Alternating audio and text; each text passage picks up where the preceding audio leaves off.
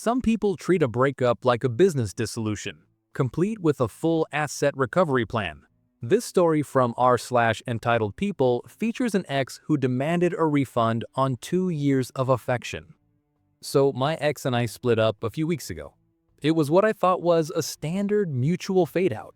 No drama, just the quiet acknowledgement that it wasn't working. Then yesterday, he sends me an Excel file. Not a text, not an email about forgetting a sweatshirt, a full-blown spreadsheet.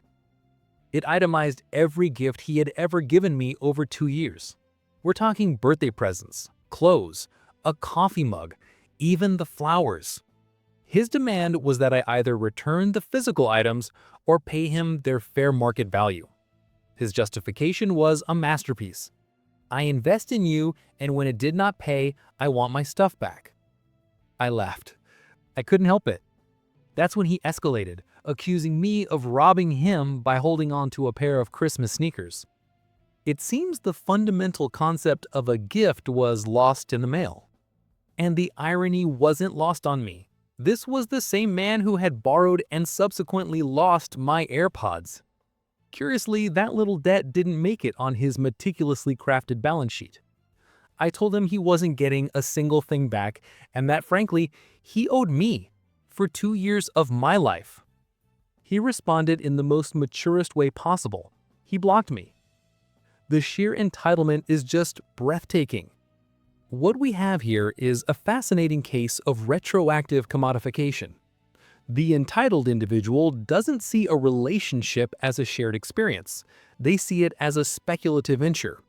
The gifts weren't gestures of affection, but equity shares. And when the startup of Us failed to IPO, the investor demanded his seed funding back. The complete erasure of his own debt, the lost AirPods, is the tell. It's a one-way balance sheet, where his generosity is a loan and your kindness is a write-off. The community was quick to dissect the flawed corporate logic. One observer dryly noted that if you wanted to make it transactional, the invoice for emotional labor and lost time would likely exceed the value of the sneakers and the mug combined.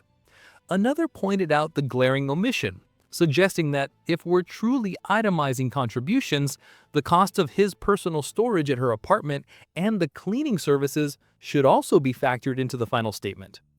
A third simply marveled at the audacity, wondering what the fair market value is for 2 years of patience and the peaceful silence that follows a blocked number. So we have a man who tried to refund a relationship, treating shared memories like expired coupons. It does make you wonder, in the economy of human connection, what's the going rate for the common sense he so clearly lacks?